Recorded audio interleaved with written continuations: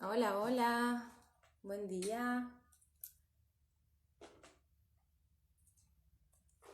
¿cómo va?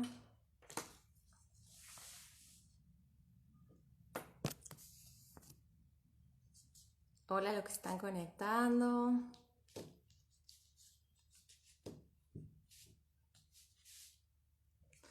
9 de julio, feriado, vamos a ver cuánta convocatoria tenemos porque es un día especial.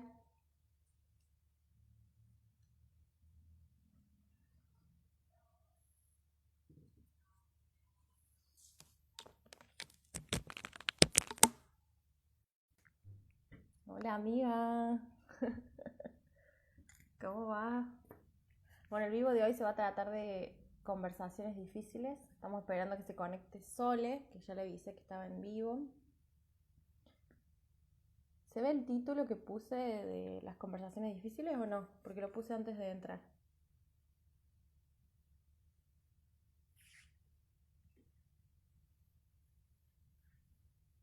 Hola, Sole. A ver.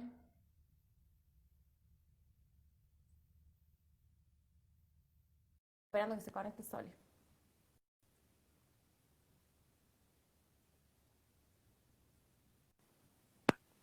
Hola. Hola, Sole. Ah, Está al revés. ¿cómo está? Sí. Bien, ahí está, lo doy vuelta entonces. Hola, buen día. ¿Cómo están? Hola, Ana, que se están conectando. Ay, ¿vos me escuchas bien? Yo te escucho perfecto, ¿vos? Ah, bárbaro. Sí, está bien. A ver, quiero Voy a ver si probar. puedo. Se te ve un poquito in- oscura. Sí, no sé por qué. Porque recién yo estuve probando la luz y se me veía mejor. Ok. Bueno, me A vengo ver acá. si. Me, Bueno. me cambio de lugar. Hola, Ahí Sabri. vamos, me llevo el mate como Bueno, corresponde para charlar dale. sobre conversaciones difíciles. Yo te dije, no tomo mate, pero bueno, tengo el agua acá.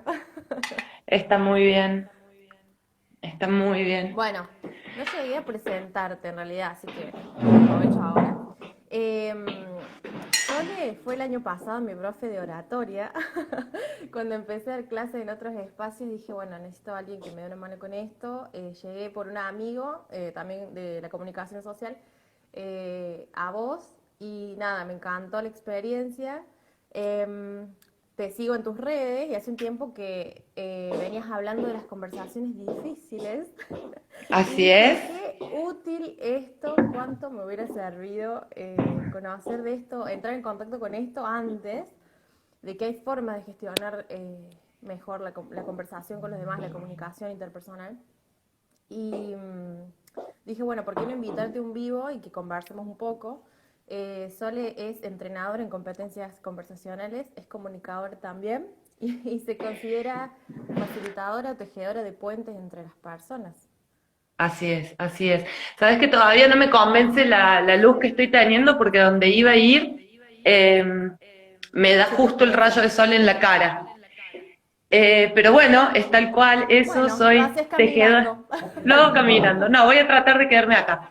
Soy tejedora de puentes, sí, es una de mis vocaciones, una de las cosas que más me importa, tratar de que las personas se lleven bien, tratar de generar mejores climas entre las personas. Así es que, bueno, generar una mejor forma de vida a través de la comunicación, porque nunca vamos a obtener resultados solos, sino que siempre vamos a estar con otros, trabajando, comunicándonos, interaccionando, compartiendo. Y bueno, la idea es a través de varias herramientas de comunicación poder facilitar esos puentes. Espectacular. Y bueno, vamos directo al tema de ahora, de esta charla de vivo de hoy. Que yo pensaba, qué concepto complejo esto de las conversaciones difíciles. Yo lo que entiendo, la primera vez que la escuché, nunca había escuchado el término, dije, conversaciones difíciles me suena a algo incómodo, ¿no? Algo como que un poco quizás postergamos o procrastinamos porque hay algo que está en juego, que es importante, pero que es como si hubiera esta dualidad de que queremos que algo cambie en una relación con un otro, y a la vez no queremos que cambie tanto, o sea, no queremos que esa conversación que vamos a tener dañe o perjudique la relación. Entonces por ahí entramos en ese tira y afloje de no decir lo que sentimos y en estas conversaciones tóxicas que uno tiene que o terminan explotando hacia afuera o implosionando hacia adentro y generando un montón de estrés y enfermedades. ¿A qué le llamamos las conversaciones difíciles? Qué importante eso que decís acerca del efecto en el estrés y las enfermedades. Porque voy a empezar por este final para después contarte qué son las conversaciones difíciles. Sí. Tiene que ver con que todo esto que nosotros nos decimos a nosotros mismos y que vamos maquinando, y ese cuento que nos contamos a nosotros mismos y esa interpretación acerca de la realidad que tenemos, se va sedimentando en nuestro pensamiento. Y somos uno, somos corporalidad, somos lenguaje y pensamiento y somos emoción. Entonces todo aquello que nosotros pensamos y nos decimos va impactando en nuestra emocionalidad y deja su efecto en el cuerpo. Entonces es muy cierto de que nuestros pensamientos y nuestras emociones van condicionando nuestra calidad de vida. Por eso es que trabajo en las conversaciones difíciles. ¿Y qué son las conversaciones difíciles? Son todas aquellas en las que nosotros sentimos que hay algo muy importante que está puesto en juego y que no sabemos cuál va a ser su resultado en caso de tener esa conversación. Y tal cual vos decías, solemos procrastinarla, solemos demorarla tanto porque tenemos miedo, porque no sabemos cómo decirlo, porque no sabemos cómo expresarlo, y el resultado de eso es que terminamos guardándonos la conversación y se va convirtiendo en una conversación que estamos rumiando en nuestra cabeza y se convierte en tóxica. Porque la devolvemos y la volvemos a tomar, la devolvemos y la volvemos a tomar. Pero nosotros solos, y tiene Sin que ver expresárselo al básicamente otro. muchas veces, la gran mayoría de las veces. Y tiene que ver con eh, cómo va sedimentando eso toxicidad dentro de nosotros y cómo lo vamos alimentando de nuestros propios marcos interpretativos. Lo que desde el coaching se conoce como el observador, ¿no? Pero el tema es que nos centramos en nuestro observador sin poder salirnos. Entonces nos centramos y retroalimentamos todo el tiempo ese cuento que nos estamos contando. Y cuando hablamos, hicimos la previa, nosotras conversamos unos días antes para ver más o menos de qué trataba el vivo, me decías que conversaciones difíciles hay como una categoría que viene a tratar sobre el contenido, por un lado, y otras que son conversaciones difíciles en relación directamente a las relaciones, a los vínculos. Y me gustaría como que entrar un poco más en detalle como para quienes que nos están escuchando puedan hacerse una idea de cuáles son los tipos de conversaciones difíciles a las que nos podemos enfrentar. Sí, conversaciones difíciles hay una clasificación básica, que es la de esto del nivel de la comunicación, si está en el contenido o la sustancia. Por ejemplo, si voy a conversar acerca del precio de algo, porque hay algo en juego, ¿sí? Que nos puede llegar a afectar o no. O también puede ser una conversación difícil cuando está en juego la relación, y dentro de la relación podemos hablar de dos niveles, el nivel de identidad y el nivel de emociones. Si yo tengo que hablar con alguien acerca de que me está incomodando la manera en que reacciona, es una conversación difícil acerca de la relación y de la emocionalidad. Pero si tengo que conversar con alguien acerca de lo que yo pienso concretamente, probablemente ya está interviniendo la identidad de la otra persona. Porque estamos haciendo un juicio. Pero del mismo modo en que nosotros podemos buscar tener estas conversaciones, las otras personas también pueden tener este interés de conversar con nosotros. Y no solo eso, sino que lo peor que te puede pasar es que muchas veces intentas tener una conversación sobre la sustancia y terminas hablando sobre la identidad. O terminas lesionando la relación. Entonces lo que pasa en esos casos es que tenés que conversar acerca del sueldo y terminás diciendo de que, con un jefe, suponete, y terminás diciendo de que sos un estafador. Entonces vos fíjate cómo se mezclan los Cambió el niveles. objeto de la relación, de la conversación. Cambia el objeto de la conversación y se mezclan los niveles y no tiene nada que ver. Y el tema es que cuando uno entra en una conversación difícil donde está en juego la relación, la emoción y fundamentalmente la identidad, esa conversación se hace mucho más difícil. ¿Por qué? Porque la otra parte se siente afectada, porque ahí lo que va a tratar de hacer es de mantener su orgullo, su estima, su autoestima, su legitimidad como parte dentro de esa conversación difícil o dentro del conflicto, y se van a correr los ejes de la conversación. Exacto. Cuando hablabas recién me estaba acordando de un ejemplo que conozco porque hablaste de un ejemplo en un término de liderazgo de un jefe, ¿no? Y yo pensaba, bueno, en mi trabajo supe tener un jefe que era una persona excelente, pero que le costaba mucho, digamos, tener este tipo de conversaciones con sus súbditos, sus subordinados. Y digo, ¿cuánto entra en juego por no tener esas conversaciones? ¿Cuántos resultados no se están obteniendo en base a que eso no se puede dar? Y que tiene mucho que ver con esto que decías vos de la identidad, ¿no? De ponernos como bueno, malo, de categorizar las cosas, de etiquetar.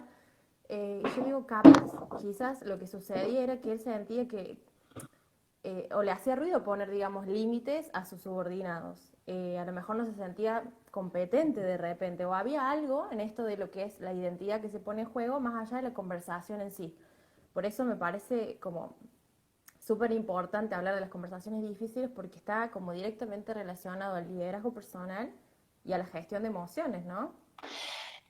Es absolutamente cierto lo que decís. Y vos fíjate qué difícil a veces cuando uno no se siente en condiciones de, por ejemplo, un jefe marcar una serie de límites o de requisitos, cómo después empiezan a dificultarse una serie de acciones muy importantes o inclusive a generarse mal clima.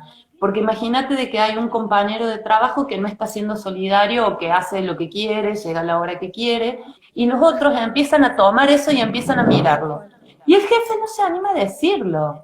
Y tiene que ver con el liderazgo personal, con esto de autoliderarse para poder generar un buen encuentro y un buen clima dentro de las organizaciones y de los grupos. Eh, Fíjate que para poder lograr eso es muy importante primero poder trabajar esto de la autoestima y la legitimación propia como persona, ¿no?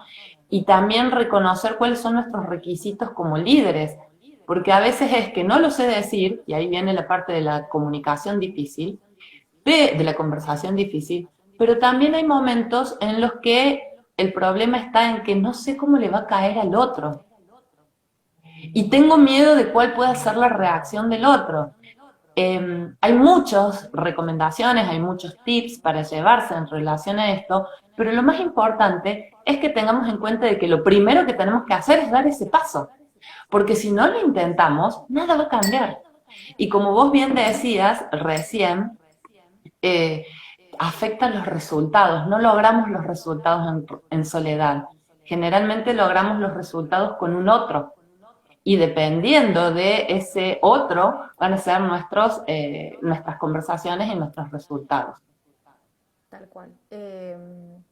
Tomo esto de que dijiste, no se sabe qué espera el otro, digo, ¿cuánto se pone en juego, se articula en las conversaciones difíciles en relación a la expectativa que tenemos de la posición que el otro tiene que tomar y que muchas veces, como bien decíamos que estas conversaciones difíciles normalmente se dan en un plano, a veces no llegan a hablar con el otro, ¿no? Se dan en un plano de personal donde uno como que hace un role playing de lo que va a suceder, se imagina lo que el otro va a responder, y en realidad hay un montón de cosas que implican que requiere bajar una expectativa de lo que creemos que el otro puede dar para realmente escuchar al otro y poder entrar en este espacio de empatía que me parece como que atraviesa todas las conversaciones, atraviesa la comunicación en realidad, de poder ponerse en el lugar del otro, ¿no? Porque si no bajamos un poco en la conversación personal de lo que creemos que va a suceder cuando nos ponemos en contacto con otra persona, quizás como que ponemos en juego un montón de cosas que nos van a hacer ratificar lo que nosotros estamos pensando, ¿no? Como que nos vamos a querer quedar con eso de yo pienso esto de esta persona y por esto tengo razón y no voy a estar escuchando realmente a la otra persona. Entonces, bueno, eso de la empatía, cuán importante es y además el tema de las expectativas que le ponemos a los otros. Sí, antes de la empatía voy a ir con esto de las expectativas y que tiene que ver con las suposiciones, ¿sí? Y lo importante que es poder bajar el nivel de conversación personal. Cuando yo voy a una conversación difícil ya me hice un mundo acerca de lo que puede llegar a suceder. Y vos fíjate, también hablabas vos en un momento acerca de las posiciones. Las conversaciones difíciles se relacionan con el tema de resolución de conflictos porque en una conversación difícil ha involucrado un conflicto. ¿Cuál es este conflicto? Es una diferencia de intereses o necesidades entre las distintas partes o cuando una de las partes percibe que la otra ha afectado o está por afectar algo que me interesa. Y ya con el hecho de percibirlo, de que uno lo suponga, ya está desencadenado el conflicto. No es necesario que sea real. Si yo me imagino de que alguien puede llegar a afectarme en un tema, ya está, me afectó. El tema es que dentro de los conflictos nos encontramos con 3 niveles también. Uno es el de las posiciones, que son lugares estancos en el que uno cree que se tienen que resolver los conflictos y lo que la otra parte debiera hacer.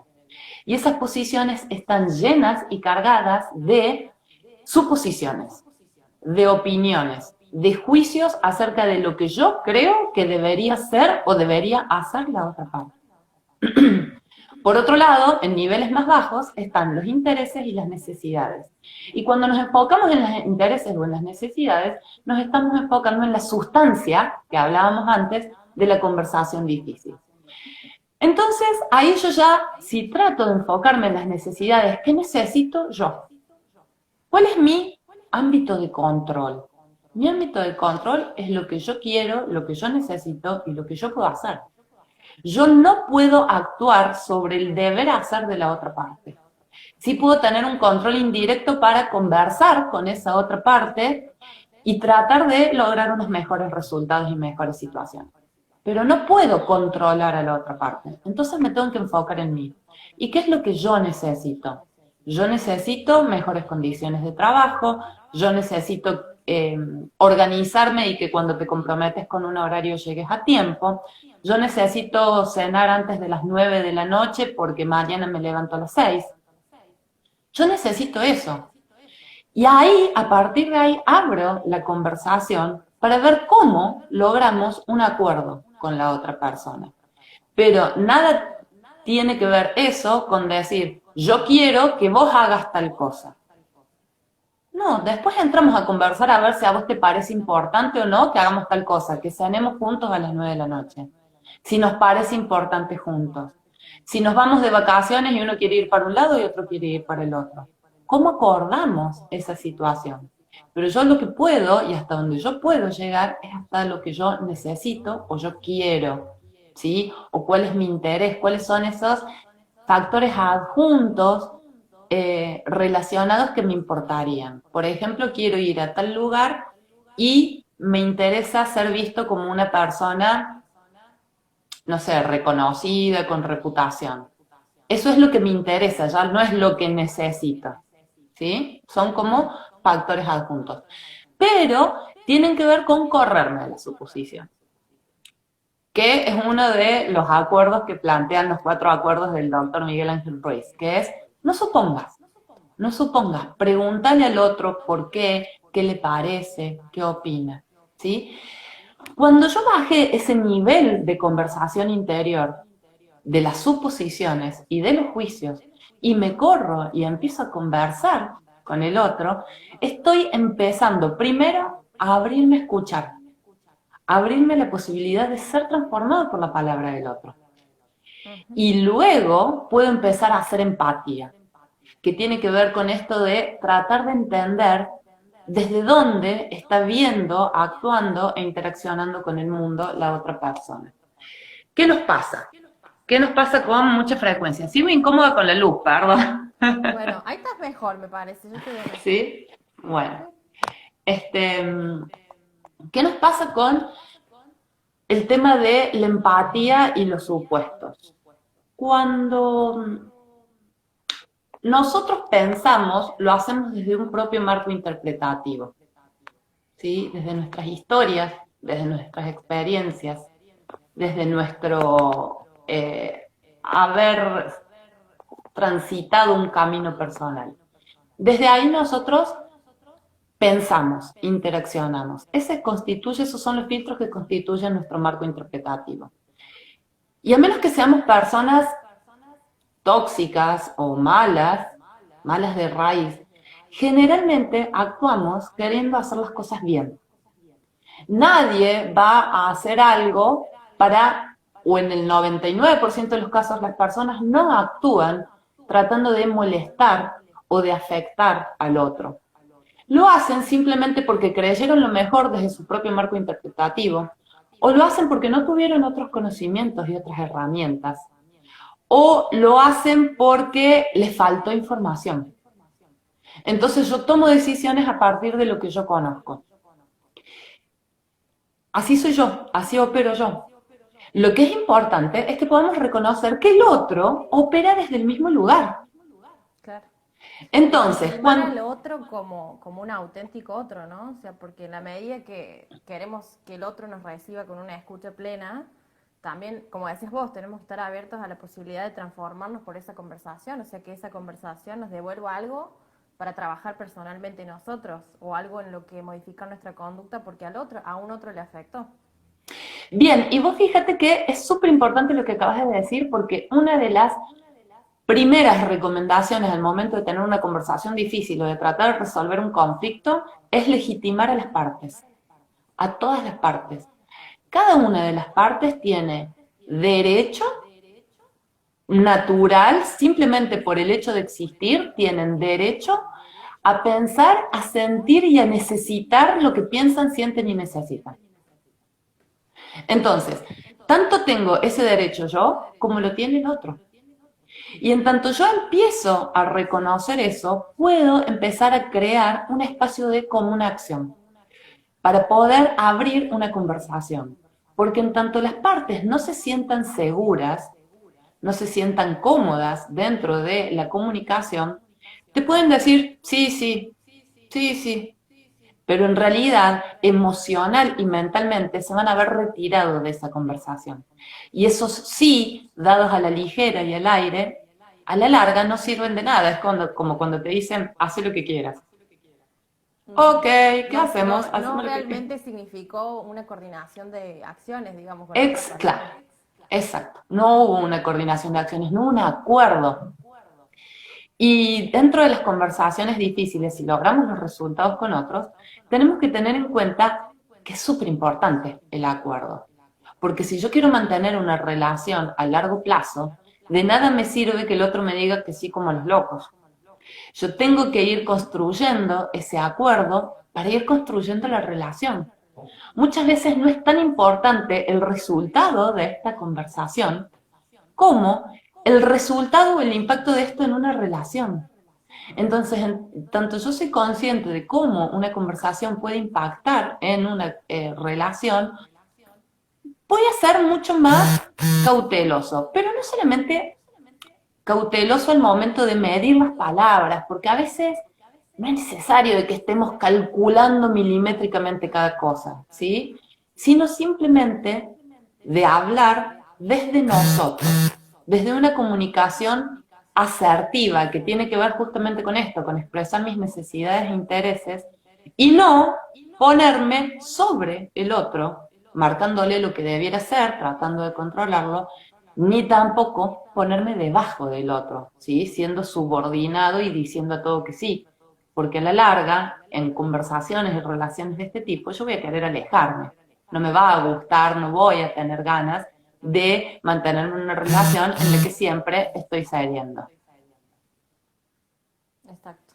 Recién decías, me quedé con esta parte de tener la razón, ¿no? Como que hay mucha gente que no puede desplazarse del querer tener la razón, y digo, y en las conversaciones con otros, no sé si es lo más importante, quizás sí revisar cuando conversamos con otros, esto que decías vos de las suposiciones y de que muchas veces traemos juicios en las conversaciones que tienen que ver con, yo pensaba en este ejemplo, ¿no? Cuando vos decís que algo tiene que estar listo a la brevedad y la otra persona te dice mañana te lo tengo listo, ¿no?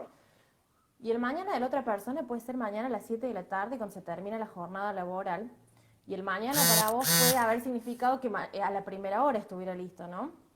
Entonces, los dos dijeron, los dos tenían razón, digamos, prometieron, establecieron acciones en relación a algo que se iba a pasar, pero como que no hubo este espacio de chequear cuál es la suposición que tenemos del otro, ¿no? Cuál es esa expectativa que teníamos, que si no se la dijimos, quedó en nuestra cabeza y después generó estas rispideces o estas cuestiones que si no se hablan después escalan a otro nivel, ¿no? Me encanta lo que estás diciendo porque tengo dos cuestiones en relación a esto. Primero, el tema de la razón. La razón no existe. La razón se construye. La razón de por sí no existe, es un diario, pero no otra cosa, ¿sí? Es el diario La Razón. Pero tiene que ver con la construcción que nosotros vamos haciendo acerca de qué es valioso para nosotros.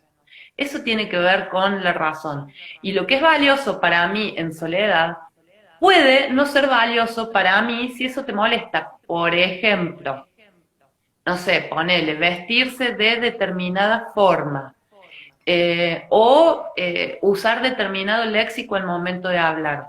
A mí me puede encantar, yo no creo en las malas palabras, pero suponete, para identificarlo rápidamente.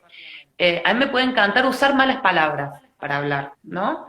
Pero si estoy con un otro que se siente incómodo ante esa situación, entonces ya mi razón empieza a transformarse y a construirse con el otro y empieza a hablar, a ver, ¿qué gano yo usando malas palabras?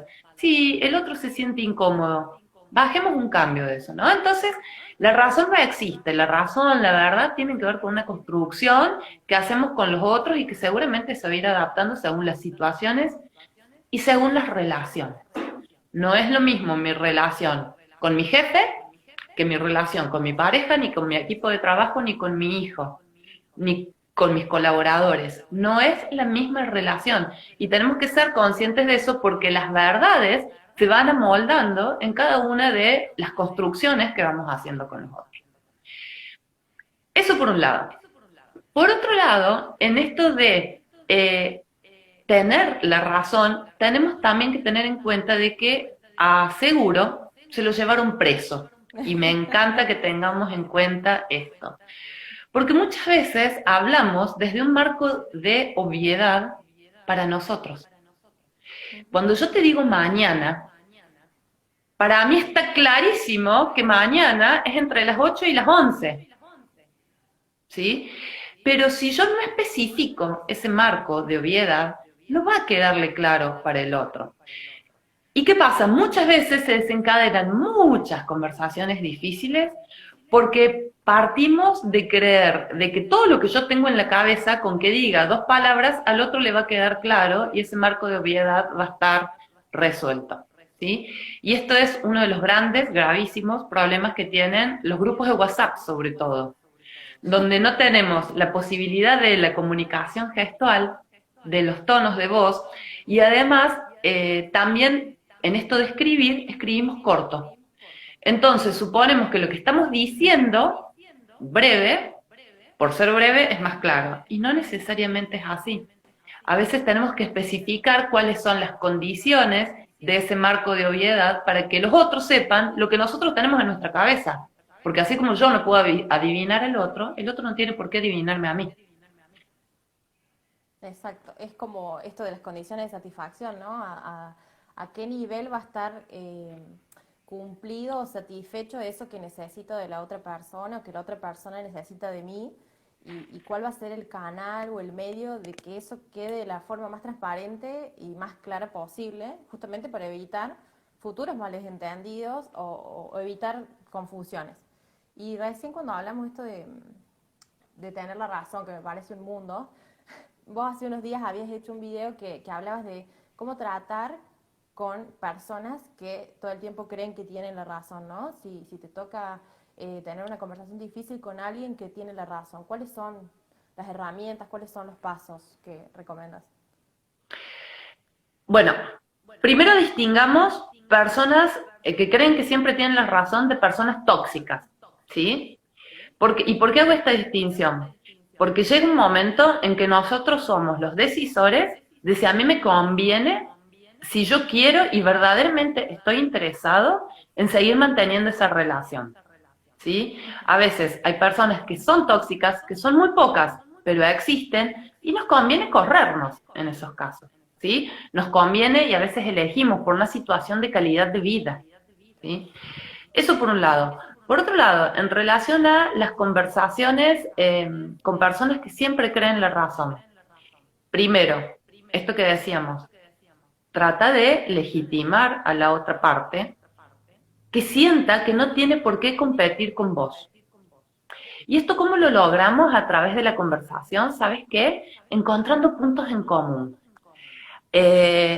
Tratar de usar las mismas palabras que la otra persona usó, esto se llama parafraseo, o tratar de decir lo mismo que dijo la otra persona, pero con nuestras propias palabras, sacándoles todos los tintes negativos.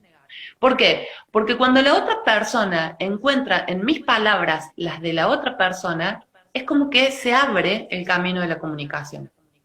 Mientras que si yo a lo que me dijo le digo que no inmediatamente, o uso palabras distintas, es como que sin querer se levantan barreras y se complica, se dificulta ese camino de la comunicación. Es por eso que a veces hacen falta los mediadores para resolver conflictos, porque la comunicación entre las partes está interrumpida, porque no se pueden escuchar el uno al otro. Ujú. Y me parece, bueno, re importante todo lo que estás diciendo. Después voy a verlo de nuevo al vivo para anotarme más cosas. Em, También esto de, pensaba dijiste lo de los 4 acuerdos y los había leído para hablar de en este vivo. Y decía esto de ser impecable con las palabras, como honrar las palabras. Y digo, ¿cuántas veces pecamos de poner un montón de improntas y de juicios en esas palabras que no estamos siempre siendo conscientes y usamos estos absolutos, estos términos como todo o nada, todas las veces, y pienso ejemplos donde una persona le pide a su proveedor algo y de repente dice, no, porque todas las veces me lo trajiste tarde. Y digo, ¿es realmente todas las veces? ¿O fueron una, dos, tres? ¿O lo que te molestó fue que esas 3 veces era fundamental porque tenían un impacto en tu negocio y te bajó la calidad de tus entregas o lo que fuera, digamos? Hay como otras cuestiones por fuera de eso y sin embargo tendemos siempre a la generalización, a poner en términos absolutos de todo o nada, de siempre o nunca, y,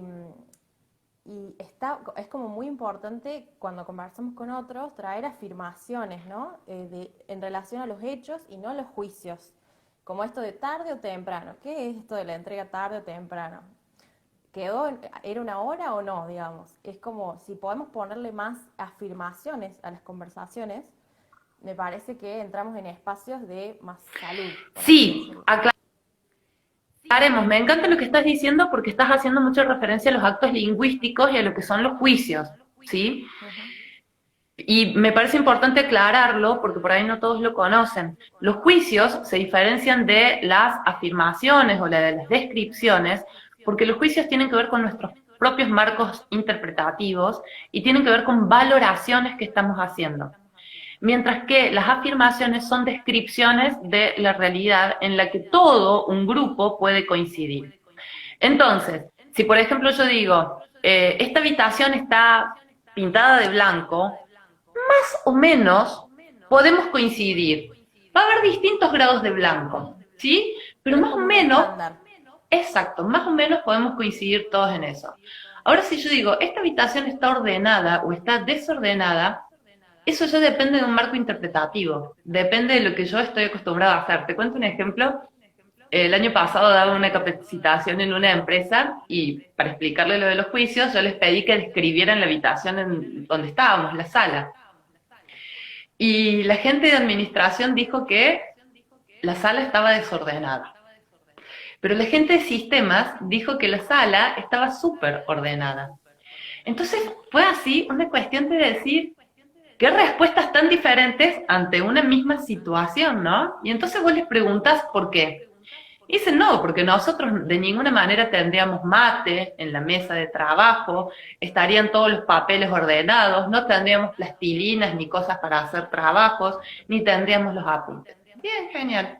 Y les preguntaba a los de sistemas por qué, y los de sistemas decían que en sus oficinas había gabinete de PC más gabinete más gabinete más gabinete más gabinete.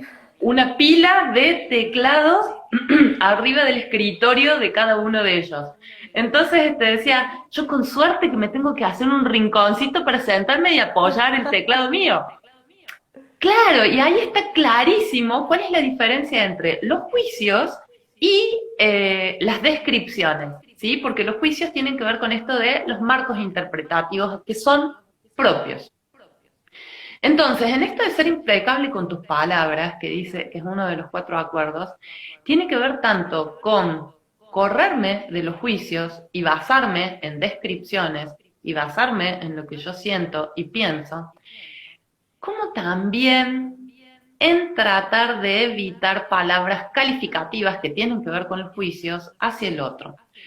Porque cuando yo estoy enojado, y esto es lo más probable que ocurra, que yo esté embargado emocionalmente en una conversación difícil, tanto sea por miedo, o sea por enojo, o sea por tristeza, pero si estoy embargado emocionalmente con alguna de las emociones displacenteras, porque todas las emociones son buenas, sirven para algo, pero hay algunas que se perciben más como cómodas o incómodas, pero exacto, no como negativas. restas de placer, exacto.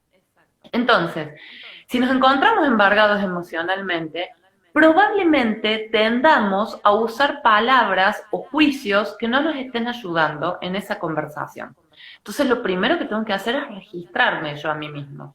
Porque si yo le digo, siempre haces las cosas mal, o sos desleal, o sos incumplidor, le digo algo hacia alguien, primero ya le estoy poniendo acá un pie en la cabeza, a partir del cual muchas veces, quizás inclusive hasta por miedo a demostrar que puede fallar, prefiere quedarse ahí, en vez de Claro, intentarlo. Si vos le decís, el rótulo. exacto, exacto, si vos le decís, sos un incumplidor porque nunca me devolves la plata, entonces cuando esa persona tenga para devolverle plata a alguien, ¿a quién se le va a devolver?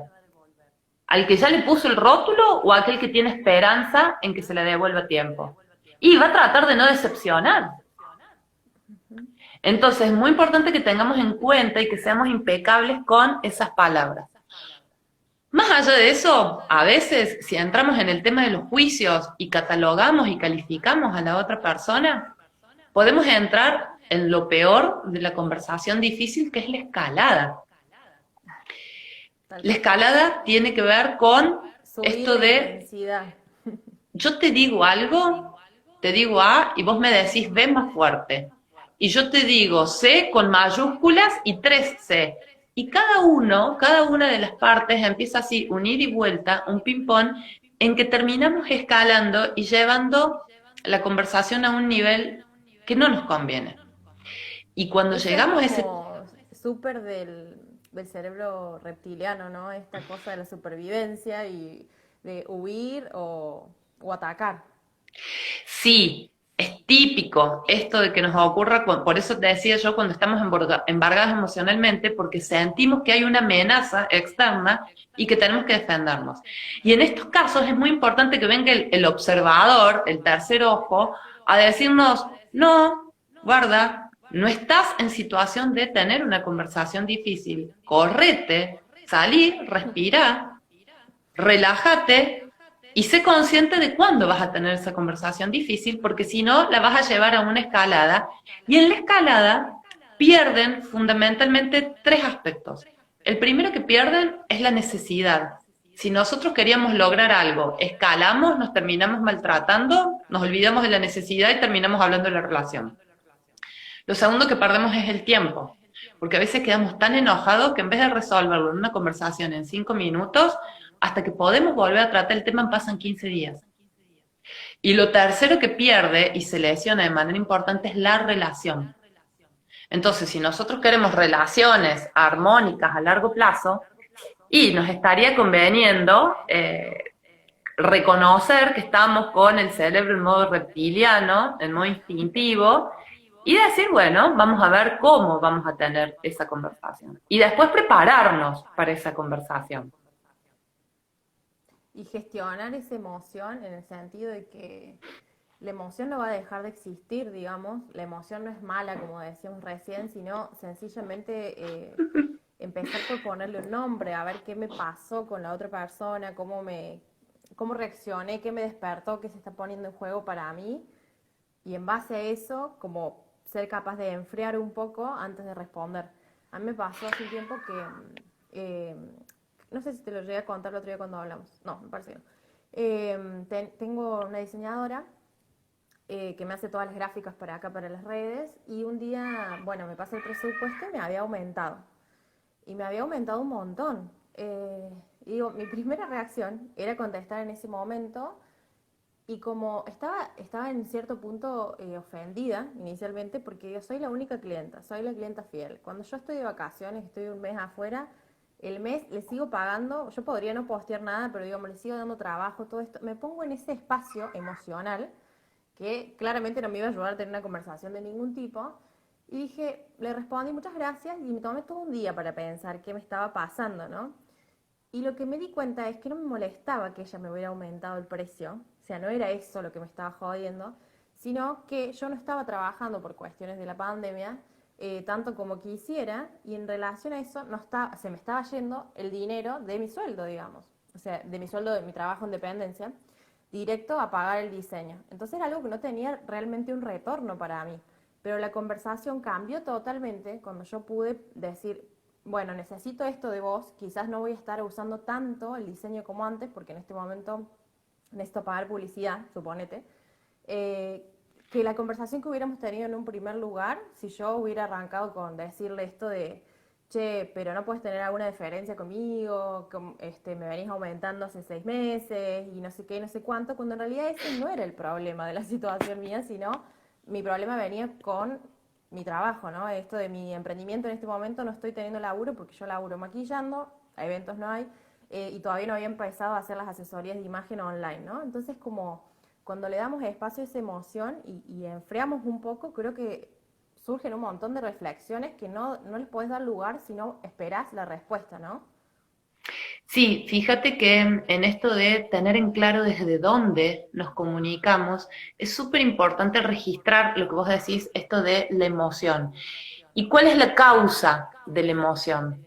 Y yo les propongo que cada vez que estén ante una conversación o algo que los enoje o los moleste, se pregunten qué me enoja. Y se hagan esa pregunta a repetición.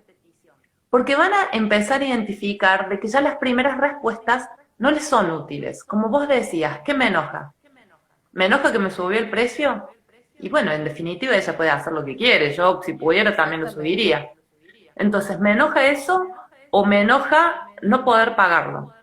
O lo que me enoja es que no estoy teniendo trabajo. O lo que me enoja es mi frustración, o que me parece caro y que en realidad a mí me gustaría poder pagar lo que fuera y tener soltura y libertad económica. Entonces, cuando nos empezamos a preguntar eso, ya nos empezamos a correr de el juicio, sino que empezamos a tener un poco más en claro desde dónde nos estamos comunicando y a poder abrir una conversación desde otro lugar. Más allá de eso, desde donde nos estamos comunicando también se compone de otras características y otras cuestiones. Como, por ejemplo, además de reconocer la emoción de base, esto de tratar de identificar el marco interpretativo del otro, esto de tratar de hacer empatía y legitimar a las partes. Yo siempre cuando estoy ¿sabes cuál es una conversación tonta, pero difícil muchas veces que suelo tener? Cuando voy a hacer algún trámite a un organismo público. Somos varias que Eh, tenemos esa conversación. el empleado municipal o provincial que te atiende y te dice, sí, ¿qué necesita? Y te dice, no, esto no se puede. Entonces, como yo sé que ahí tengo una conversación difícil sobre contenido, porque a mí no me va a afectar la relación ni me va a cambiar el día. aunque hay gente que deja que una conversación difícil con alguien que te está prestando un servicio le cambie el día. Pero yo sé que no me va a afectar. ¿Por qué? Porque sé que lo que el otro hace no es personal conmigo. Tiene que ver con su propia historia y con su propio malestar y con su propia incomodidad. Entonces muchas veces cuando estoy haciendo la cola en el CPC para hacer algún trámite, racionalmente me lo pongo a mirar y a buscar 3 cosas buenas que pueda decir de la otra persona. Entonces cuando veo las cosas buenas que puedo decir de la otra persona, digo, pobre tipo, mira, está explicando 200 veces lo mismo. Uy, le tiene que explicar esto a esta persona que se lo pregunta 20 veces y no le entiende. Yo no tendría esa paciencia.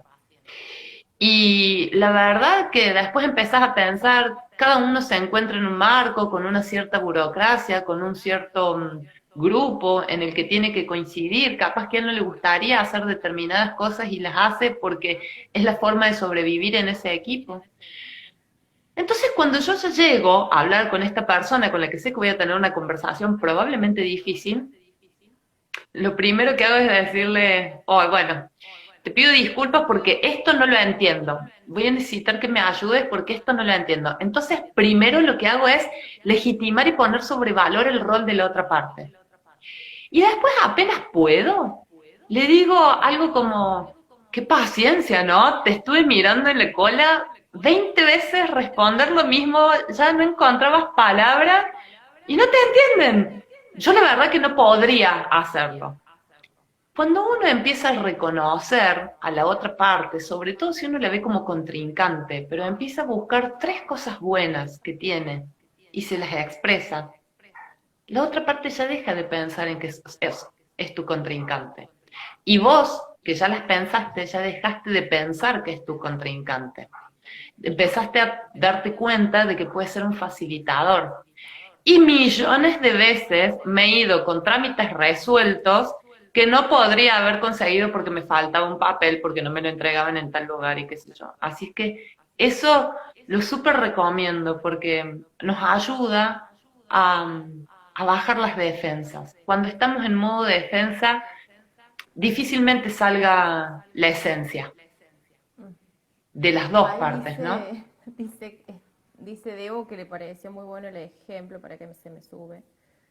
Yo me preparo mentalmente, sí, qué buen ejemplo, y dice totalmente, yo también, cuando me voy le digo que tengas un hermoso día laboral. O sea, qué Sí, importante. ¿Esa es la técnica sándwich o es parecida? no Esa que es conozco cuando nada con empezás. técnica nombre sándwich. Ah, bueno, la había visto en coaching, estoy estudiando coaching para la gente que no son seguidores míos. Termino este año, si todo sale bien. Cuando arrancas como una negociación, conviene decir algo suave, digamos, en términos de esto, de buscar qué cosas puedo destacar del accionar del otro. Después viene la cosa difícil, ahí como el medallón, digamos, de la hamburguesa y del sándwich, esa cosa que es lo duro, ¿no? Lo que vamos a tener que hablar, sobre lo que tenemos que negociar y conciliar acciones. Y después de nuevo viene otra parte positiva, otra forma de destacar esto que dice Debo de desearle un buen día, o sea, una cuestión que no lleve a digamos, no podemos conversar con otros si arrancamos por decirle las cosas que no nos gustan, las cosas que hace mal. O sea, eso no es una forma, una habilidad social, digamos. O sea, cualquiera podría hacer eso, pero no mantiene relaciones en el tiempo, no te ayuda a coordinar acciones con otros.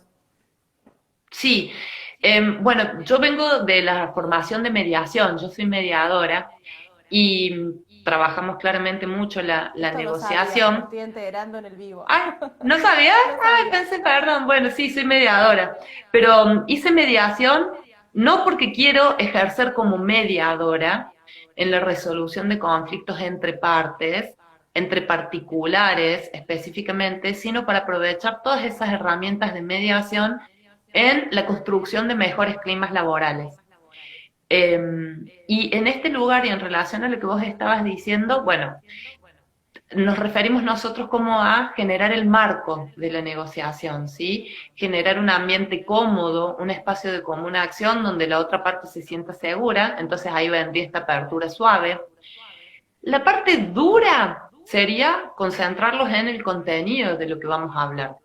Y como siempre dicen, maestros y los popes de la negociación, separar a la persona del problema, concentrarnos en la situación. Y si lo que me incomoda está en la relación, en que no me gusta cómo el otro me está tratando, tampoco hablarlo desde el juicio, sino hablarlo desde mí, desde cómo yo me siento. Cuando vos me decís gorda, porque hay personas que naturalmente te dicen gordo, te dicen mami, mamita, nena, eh, cuando vos me decís así, yo me siento menospreciada. Y entonces lo que estás planteando es hacer una descripción del hecho, lo que dijo la otra persona, y hablar de tu sentir. Y nadie te puede cuestionar tu sentir. Exactamente. El Si vos espacio le decís, emocional es indiscutible. si vos Uno le cuando decís cada al uno se otro, siente. claro, si vos le decís al otro, vos me tratas mal, el otro te puede decir, no, no te trato mal, porque para mí decirte gordo, de decirte nena, es con cariño. Entonces, Claro, vos ahí lo que va la tenés que parte hacer de, es, de juicios y de otra cosa que ponemos en la conversación. exacto, entonces si vos le decís, cuando vos me decís gorda, descripción de hecho, yo me siento. Y en el yo me siento sí puede haber un juicio, pero este juicio tiene que ver con lo que vos sentís. Entonces ahí ya Y te nadie haces se cargo puede de eso. meter. Y de que Exacto, eso te pasa a vos, digamos. No es que exacto, vos tratás mal a la gente, sino cuando vos decís esto, yo me siento así. O a mí me produce esto cuando vos decís tal cosa.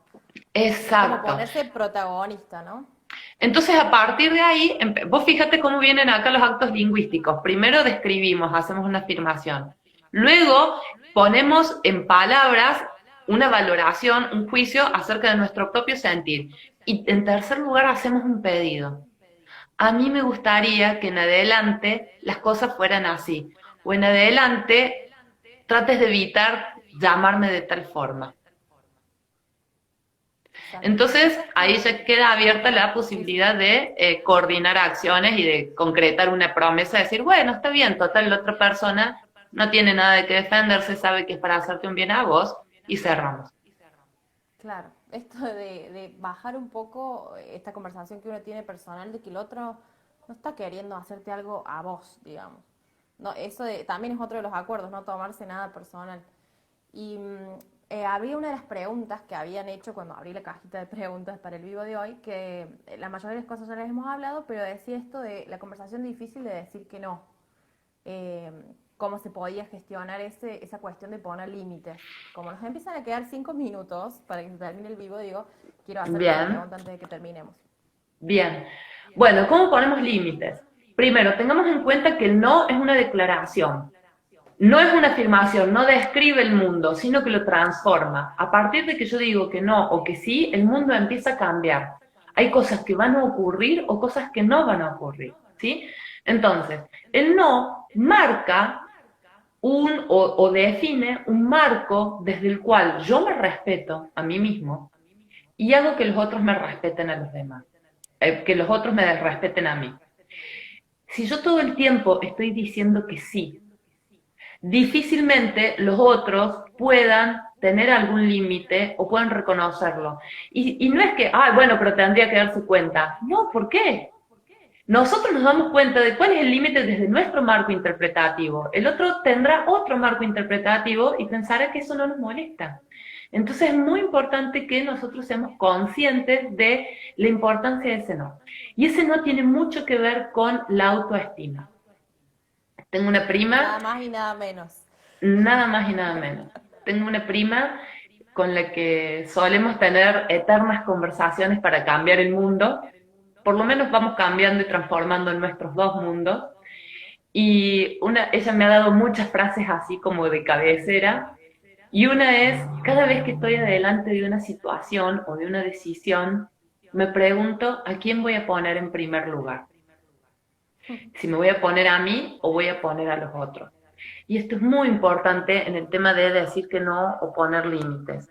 Porque a veces por darle con el gusto al otro, por ejemplo, decirle, sí, voy a hacer este trabajo para mañana, cuando yo sé que no puedo y que tengo que pasar la noche de largo y no puedo cocinar en casa, ni puedo compartir con mi marido, o no puedo ir a la fiesta de cumpleaños de alguien, si yo doy ese sí y lo hago, después, ¿cuál va a ser la carga y el costo que va a tener, cuánto le voy a estar reclamando al otro y cuánto eso va a ensuciar la relación y las futuras conversaciones.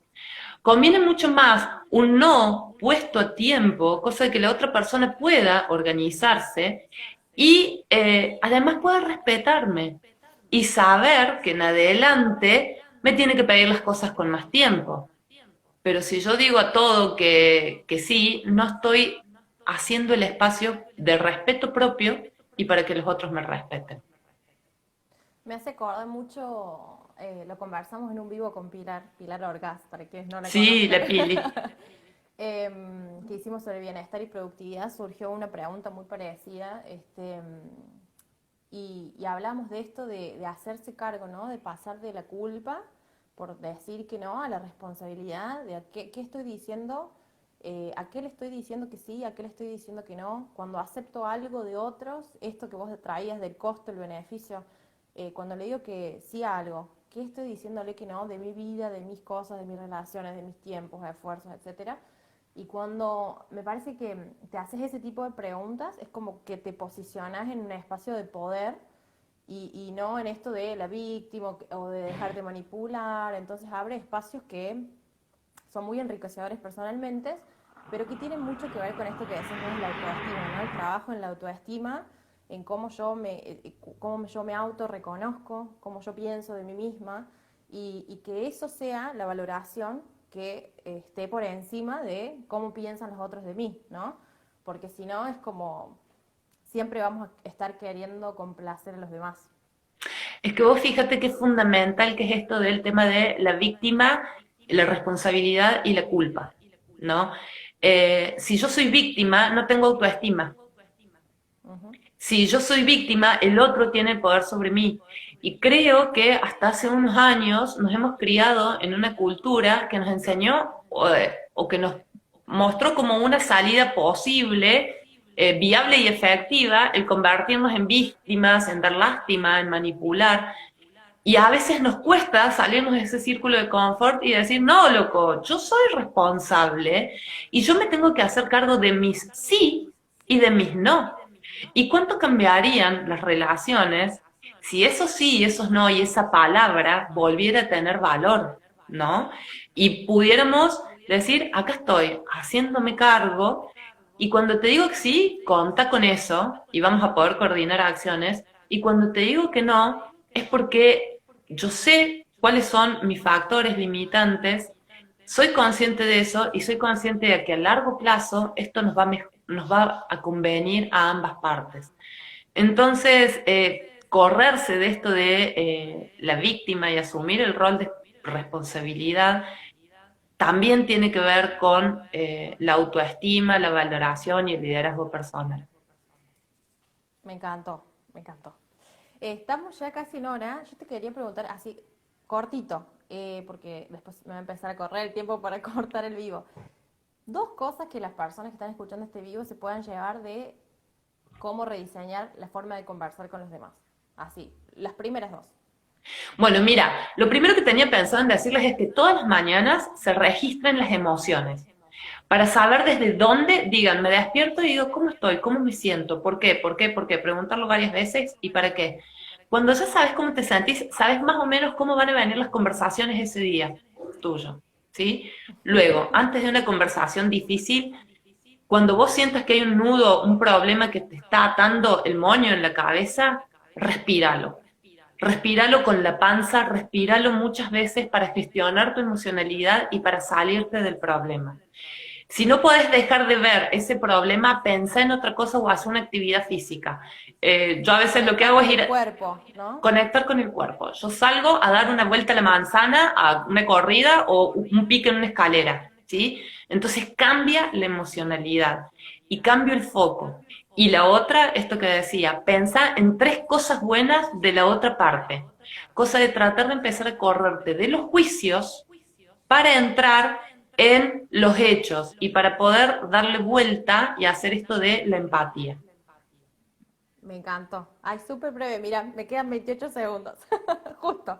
Bueno, muchas gracias a todos los que estuvieron mirando la conversación. La voy a tratar de dejar grabada ahora en IGTV. Y bueno, gracias Sole por toda tu entrega y predisposición, me encantó, me llevo un montón de cosas. Bueno, muchísimas gracias, Vicky. Me encantó también a mí la charla y nos volvemos a encontrar cuando quiera. Un beso grande a todos. Nos vemos. Chao.